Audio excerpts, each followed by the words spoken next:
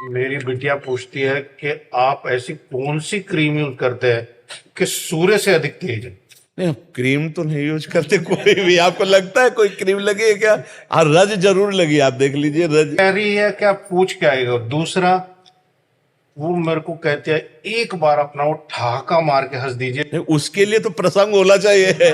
उस प्रसंग में था। अब ऐसे ऐसे जैसे बलावटी हंसे तो कैसे हंसेगा? उसमें जब कोई श्री जी की ऐसी बात आती है और हृदय एकदम आह्लादित हो जाता है, तब वो एकदम स्वरूप आता है ठाका। और रही क्रीम की बात तो जिंदगी हो गई। अब बाबा जी क्रीम बाबा जी हो के क्रीम कैसे लगाएंगे? आपको लगता है कोई क्रीम लगी है? हाँ, पर ये जरूर है, हम जिनका आराधन करते हैं वो बहुत सुंदर है। देखो माई सुंदरता की सीमा, महारानी जू, हाँ लाडली जू। तो जब जिसका चिंतन किया जाता है तो उसकी आभा आती है। तो जैसे हम लाडली जू के हैं ना, तो आप अगर थोड़ा भजन करो तो आप गौर से देखोगे तो आपको लगने लगेगा कि लाडली जू की है, लाडली जू की आभा आने लगेगी। आपको दिखाई देगा कुछ दिनों बाद कि ये तो हमें लगता है कि लाडली जू का ही प्रभाव, एकदम लाडली जू ऐसा आने लगेगा। लाडली, क्योंकि जब भृंगी कीट दूसरे कीट को लाके अपना चिंतन कराता है तो भृंगी बन जाता है। ऐसे ही जब भगवान का चिंतन करते हैं, देखो अपने लोग किसी किसी संत को कहते हैं वो संत नहीं, वो तो साक्षात भगवान है। क्योंकि वास्तविक वो भगवान में इतना तन्मय हो गए कि भगवान हो। क्रीम से सुंदरता नहीं आती, क्रीम से सुंदरता नहीं। सुंदरता वो जो चित्त को चुरा ले, सुंदरता उसे कहते हैं जो चित्त को चुरा ले, वो होता है भागवती।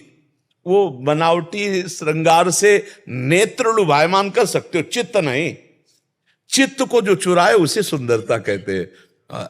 वो श्री जी और लालजू की होती है। हम उनके गुलाम हैं, हम उनके दास है। तो दास पे कहीं ना कहीं तो उनका प्रभाव है ही है ना। सरकारी जमीन है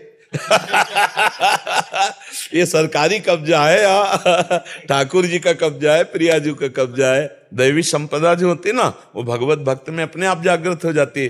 पर जो एक आकर्षण होता है वो भगवान का आकर्षण होता है। देखो हम जब सुबह आते हैं तो इतने लोग होते हैं और वो सब आनंदित होते हैं। ऐसा लगता है कि मतलब बूढ़े हैं तो जवान हैं तो बिटिया हैं तो माई हैं तो राधा राधा राधा, अच्छा इतनी जोर से चीखते हैं कि हमारी तरफ देख ले। और जब हम देखते हैं ना तो एकदम ऐसे हो जाते हैं। क्या होता है ऐसा?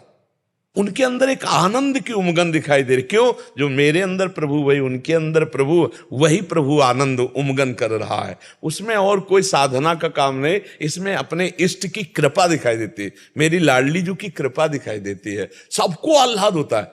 भाई ऐसे कि ठीक है खड़े हैं, संत जा रहे हैं, जय महाराज, ऐसे नहीं। आप देखो एक भी आदमी ऐसे नहीं होगा। कोई या तो कोई रो रहा है और या कोई बहुत आनंद में, एकदम देखते ही एकदम आनंद में। ये मेरी लाडली जू का प्रताप, ये श्री जी का प्रताप है।